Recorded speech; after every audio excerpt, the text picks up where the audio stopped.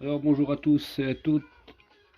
Bonjour à toutes et à tous. On se retrouve pour un petit tuto sur les mouches, enfin sur les corps tressés. Alors bon, pour l'exemple, là j'ai pris un hameçon de 12, ok, pour Sage. Comme ça on a au moins un hameçon assez gros pour pouvoir faire notre construction et que ce soit plus ou moins visible. Bon là j'ai en l'occurrence j'ai décidé d'utiliser du fil vert olive, du style un peu vert olive. J'ai enroulé mon fil sur la hampe. Vous voyez jusqu'où je suis arrivé avec mon fil. Et ce qu'on va faire là, on va remonter un tout petit peu au-dessus. Voilà. Maintenant, on va prendre. Alors, chacun va pouvoir faire comme il veut. Il y a des gens qui m'ont demandé de leur montrer les mouches tressées avec du nylon. Le problème, c'est que si je vous fais une mouche tressée en nylon, là, vous n'allez pas y voir grand-chose. Donc pour le tuto, je vais utiliser du fil relativement simple à utiliser. C'est du backing, c'est de la tresse backing, tout ce qui est plus conventionnel. Donc là, je vais prendre un grand morceau. Je vais y couper deux sections dedans. Voilà. Donc là, on a nos deux fils de backing. Je vais prendre mes fils. Alors, j'essaye aujourd'hui de vous faire une prise de vue un petit peu meilleure, je l'espère, que les dernières fois. Par contre, moi, pour travailler, c'est un peu la merde. Alors, on va... Oh putain. Ouais, je dis vraiment c'est la merde parce que je touche la caméra à chaque fois. Alors, ce qu'on va déjà faire dans un premier temps, c'est twister un petit peu notre fil pour qu'il soit un peu plus fin. Là, ça ira mieux pour crocher nos deux bouts de fil, nos deux bouts de tresse. Donc, tac, on fixe la tresse. Donc, vous avez vu, la tresse, je l'ai fixée quelques millimètres, 1 ou 2 millimètres au-dessus, plus haut que là où je suis descendu avec le fil de montage le long de la hampe. Je vais vous montrer pourquoi, au fait, après. C'est à force d'avoir essayé qu'il m'a semblé être plus logique de faire comme ça. Alors là, je vais redescendre gentiment, mais pas tout à fait jusqu'en bas. Et là, ce qu'on va faire, on va positionner nos fils bien au-dessus. Voilà. Alors les deux grands, je les mets là-bas derrière pour l'instant. Sur ce qu'on va voir aujourd'hui, c'est que on pourrait tresser sur une hampe cylindrique. La forme du corps sera pas tout à fait celle que je cherche à avoir en l'occurrence là. Ce que j'aimerais avoir, c'est quelque chose d'assez conique et de surcroît. En fait, si on a on va faire un sous-corps qui a déjà un petit peu de volume, quand on va construire le tressage dessus, ça va vraiment nous créer une forme de carapace, hein, avec ses bords à nœuds. Et c'est ça qu'on cherche à faire. Donc pour que le profil soit bien visible, moi j'ai trouvé cette technique-là. C'est perso. Je vous laisse chacun à s'amuser de faire comme il a envie. Ça va être au fait de, si je brille comme ça va être de fixer le fil sur le côté de la hampe pour au fait l'élargir. Alors, moi je fais comme ça. Il y a une petite technique, vous verrez, c'est un petit peu de la bricole, hein. Je vais prendre un tout petit peu euh, de résine UV. Je prends juste une pointe et je vais fixer.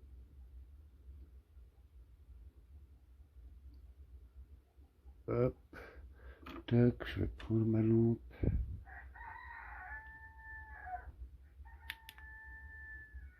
Là, Hop. Vous voyez, avec le nylon, on ne peut pas faire tout à fait la même chose parce que la résine UV, elle colle pas la même chose sur les fils nylon. Là, on a ces fils, c'est du nylon aussi, enfin j'imagine c'est du matériau synthétique. Donc, dans un premier temps, on a ça. Vous voyez, mon fil est collé déjà sur une partie de la hampe. Là, on va remettre un petit point de colle. On va y remettre un tout petit point. Un tout petit peu plus loin. Alors, tu viens là. Hop là, j'en ai pris bien assez. Tac. Donc là, ma lampe elle est là-bas, c'est bon. Là.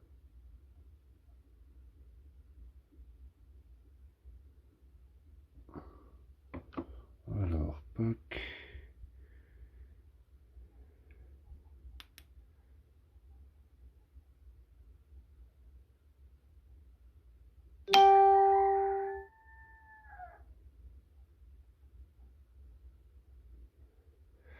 Voilà. Là, on commence à avoir quelque chose. Si je vous le montre comme ça, où elle est collée à bonbon en avant, on va laisser un peu de marge à l'avant pour la construction du thorax. Donc là, on va simplement couper les deux fils. Là, on s'arrête avec la colle. On va serrer un petit peu ça là, tac. Et ce que je fais maintenant, si on embobine le fil là autour maintenant, on va avoir malheureusement pas mal d'écrasement. Alors on va y remettre une petite couche de résine pour ce sous-corps. Hop. Alors.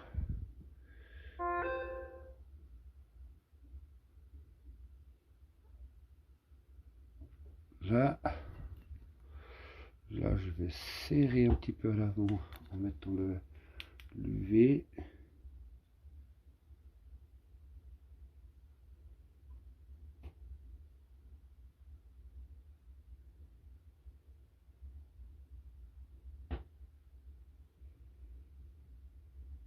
Là, vous verrez en mettant le... Oups là, ça s'est décalé un petit peu l'image.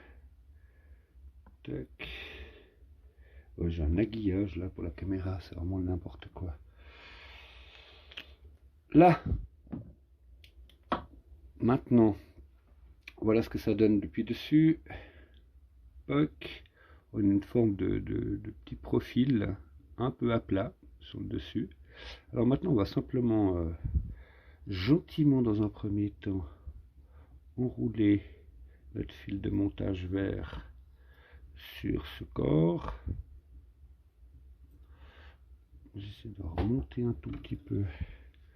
Je vais essayer de remonter un tout petit peu la partie là derrière, mais je crois que c'est 20. C'est déjà pris. Je l'ai fait un peu de travers mon corps. Moi. En l'occurrence, ce ne sera pas bien important.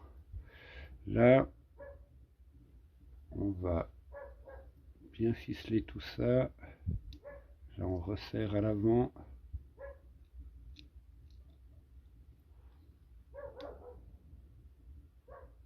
Et voilà. Et voilà ce que l'on a. Hop là. Un corps structuré, un peu large, conique, gentiment. Donc là, ce qu'on va faire maintenant, c'est juste un petit nœud, une ou deux petites demi-clés de finish pour bloquer notre fil pour après aller tisser. Pas qu'il nous embête, puis on pourra le reprendre après. Hop.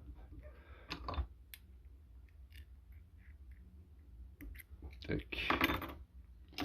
Voilà. Voilà, c'est ce qu'on fait tomber par terre. Ok.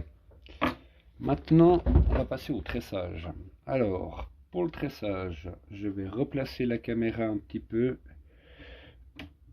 qu'on va falloir qu'on travaille de face. On se retrouve dans 2 minutes. Alors voilà, j'ai repositionné la caméra depuis le dessus. On a... Merde. Putain. C'est galère. Donc on a repositionné la caméra depuis le dessus. On va faire juste une petite chose. Je sais que la gamine a reçu une boîte de crayons couleur Caran d'H. Je sais pas où ils sont.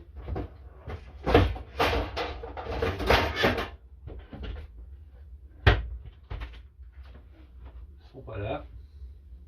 Ils sont pas ici. Bon, c'est pas grave. Donc, j'ai positionné la caméra depuis le dessus. On se retrouve pour le tressage. On va marquer une différenciation entre deux des ficelles. Bon, bah voilà, moi j'ai, comme vous le savez maintenant à force, j'ai mes petites techniques. Donc là, j'ai utilisé simplement du crayon noir pour lequel je mouille la mine, ce qui va me permettre de faire un dépôt plus conséquent. Et je vais en mettre un petit peu partout sur une certaine longueur avec laquelle je vais travailler. Voilà.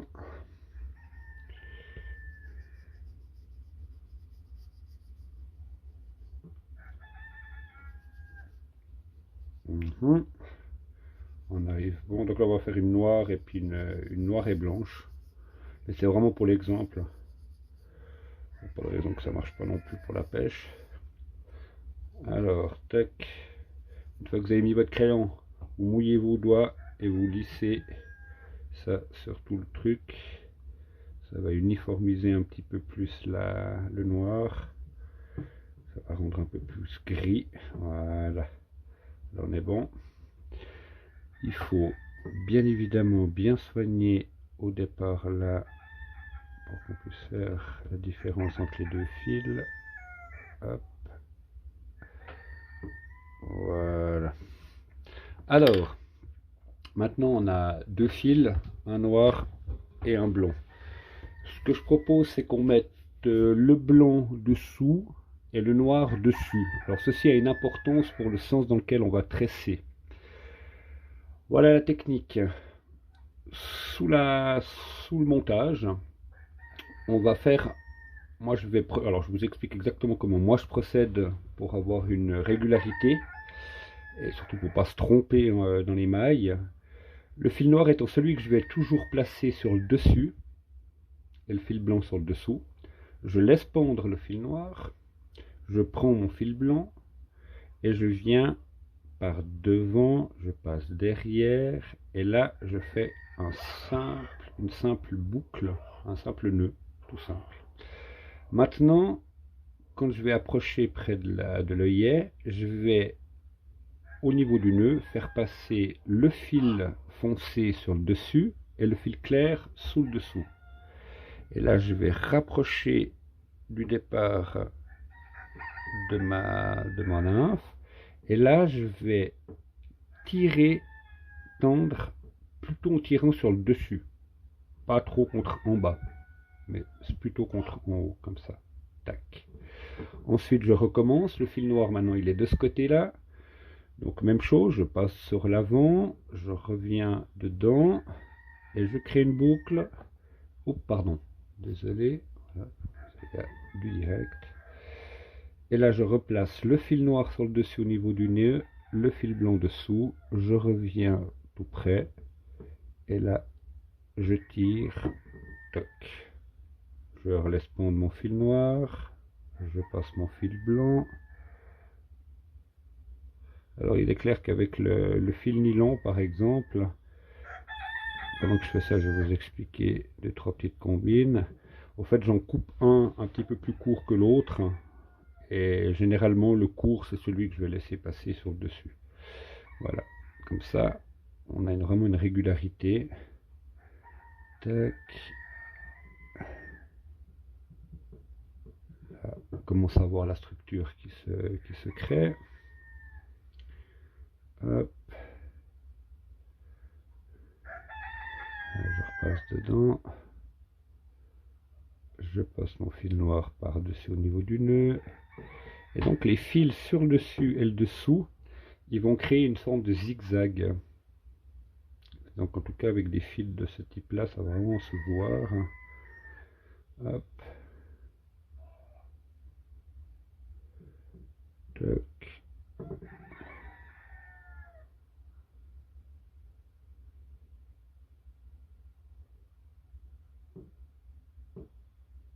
Tac. Là on arrive gentiment. Là on va bien les rapprocher. Vous verrez la forme que vous avez donnée à votre sous-corps en fonction des types de fils que vous avez. Là vous verrez de ne pas avoir des diminutions trop rapides par exemple hein, sur le diamètre de votre sous-corps parce que autrement votre fil il va se mettre à glisser dessus. Tac.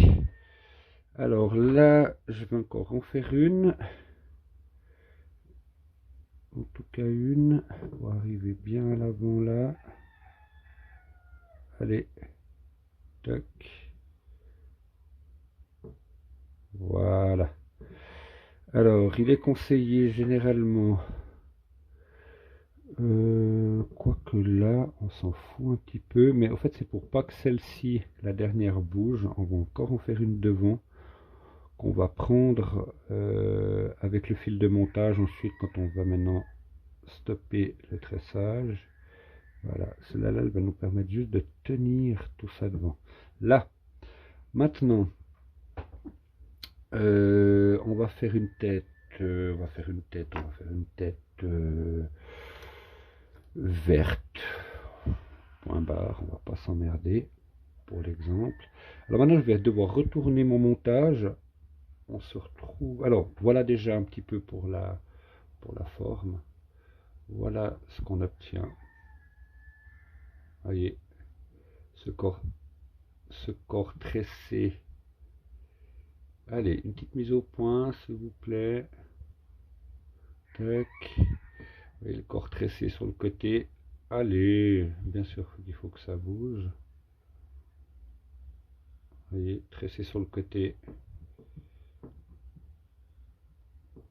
Et clair dessous. Et foncé sur le dessus. Voilà. Alors, comme je disais, on se retrouve dans 2 minutes. Je vais repositionner la caméra. Alors voilà, on se retrouve maintenant pour le final. Alors, donc là, je remonte simplement mon fil de montage. Je coupe l'excédent. Hop là. Je vois pas ce que je fais. Ok.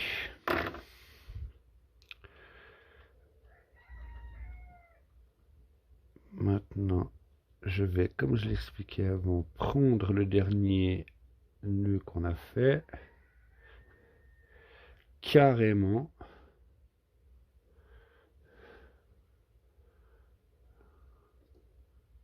Donc là, je prends au préalable les 2 fils. Hop. Faites déjà 2-3 petits tours. Vous coupez l'excédent.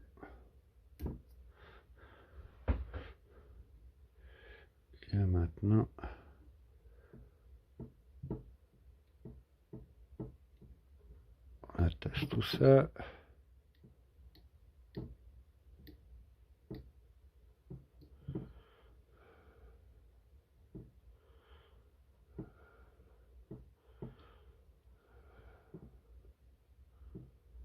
Là.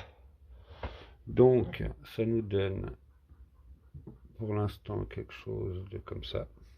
Je vais essayer de mettre l'éclairage un tout petit peu plus comme j'arrive pas à le faire. Voilà. Donc voilà. En gros comment ça donne.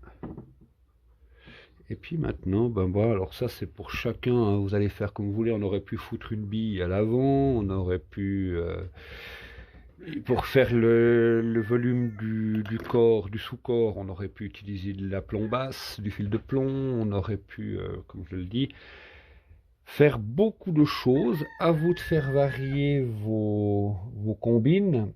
Là, on va prendre quelque chose. Qu'est-ce qu'on va mettre là? On va y faire une petite collerette de lapin. J'ai vu que les gens avaient apprécié la petite collerette de lapin. Alors, ce sera l'occasion de remontrer comment est-ce qu'on fait un twistage. Donc, sur une peau de lapin, je vais y prendre du poil plutôt fin, si j'arrive à trouver. Voilà, là sur le bord, là, sur le flanc, on a du poil fin.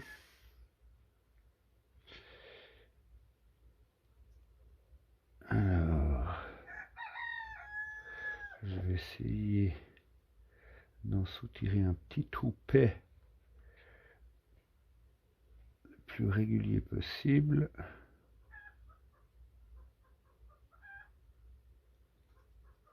Voilà.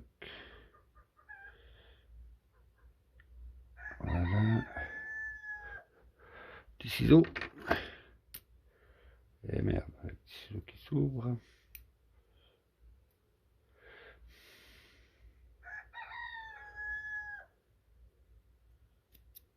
Toc. La peau de lapin. Donc voilà, j'ai pris un petit peu de poil. Je vais les positionner un petit peu dans ma pince parce que là je les ai pas coupés assez longs.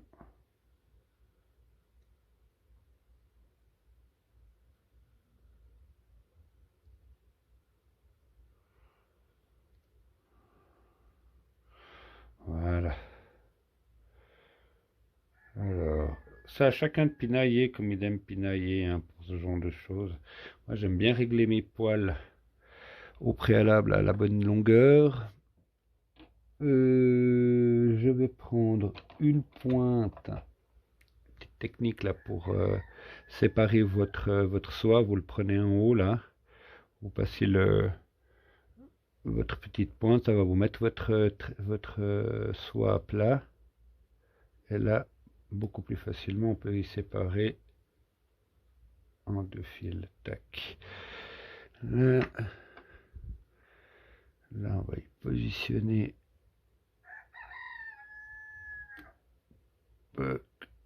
le poil. Là, je vais enlever déjà ce que j'aime pas. Tac. Bon, là j'en ai pris bien assez en l'occurrence.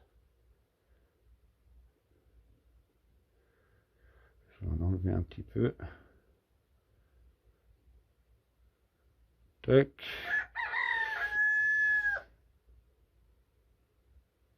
Voilà. Maintenant, ça j'aime bien pinailler. Je vais enlever l'excédent. Voilà. Et là, vous tenez votre fil, vous twistez votre bobine à bon bout.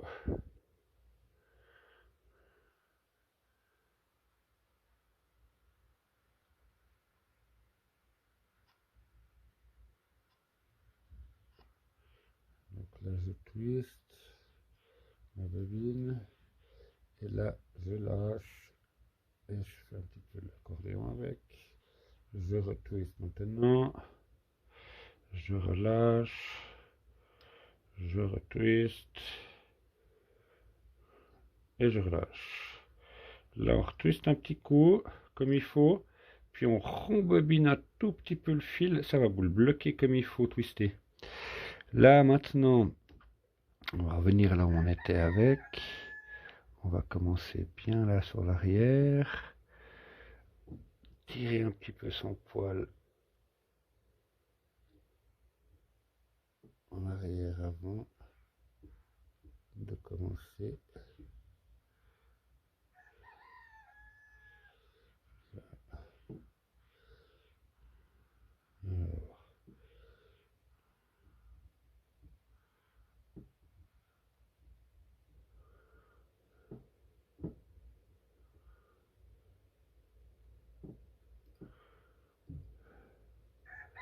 Là, moi je m'arrête.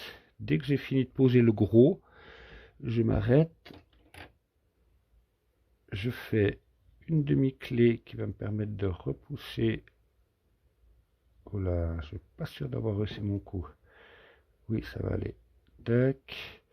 Là, je vais en refaire une de l'autre sens. Repousser les poils au maximum en arrière pour avoir la place de créer notre petite tête sans avoir 15 000 poils qui se prennent dedans. Hop là, qu'est-ce que je fais? C'est qu'avec la caméra, j'ai pas vraiment la possibilité. Oh mais nom de Dieu, c'est pas vrai.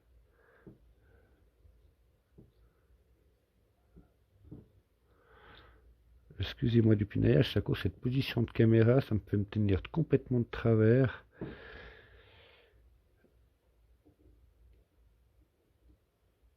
Je profite de lancer le mot pour ceux qui ont l'impression d'avoir trouvé le bon matériel pour filmer leur montage de mouches. Alors c'est très volontiers, si vous voulez partager un petit peu les différents matériels que vous avez, autant caméra, support et choses comme ça, parce que je dois dire franchement qu'avec le Natel, je galère. À savoir, j'ai pas d'ordinateur, mais j'ai une tablette, plutôt dans les dernières générations, donc là, si quelqu'un a une solution, c'est très volontiers. Là, on coupe le fil de montage. Et là,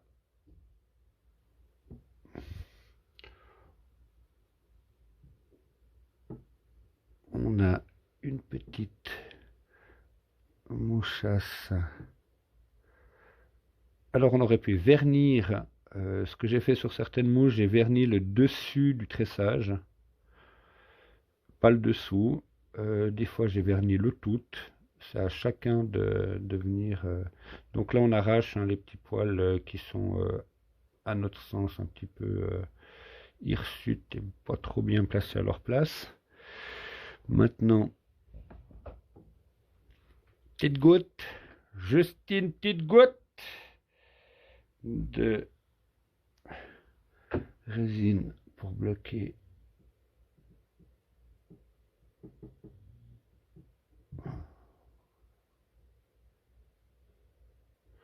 Alors là, sincèrement, je fais ça un petit peu à l'arrache, je trouve. Là. Poc. Petit coup de loupiote. Ouais, je vois que j'ai couvert une partie de mon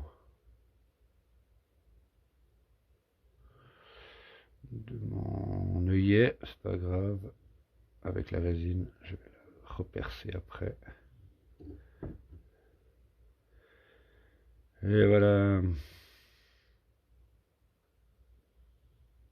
Alors pourquoi est-ce qu'on a commencé un petit peu plus au-dessus de là où on a été avec le fil de montage sur long pour tout départ? Je vais refaire un petit zoom pour vous montrer. Alors, donc comme je disais, on avait commencé le tressage légèrement au-dessus, donc on a cette petite zone verte. Moi, c'est comme j'ai dit, c'est que là, c'est comme j'ai fait une tête verte. J'ai le cul aussi que je vais tâcher de faire un rappel sur le cul. Donc ça me permet de faire ce rappel. Et l'avantage, là je vais prendre une petite goutte de résine. Ça va nous permettre de mieux finir à mon sens, hein. Après c'est pour chacun, il fait comme il veut, hein. Ça nous permet, à mon sens, de mieux finir le cul. Ça veut dire que là, je vais venir placer une petite goutte de résine sur cette partie de fil de montage et le lier au corps. Voilà. Et là, on a vraiment, me semble-t-il, un finish qui est vachement plus cool. Merde, je vais vous faire la vue après.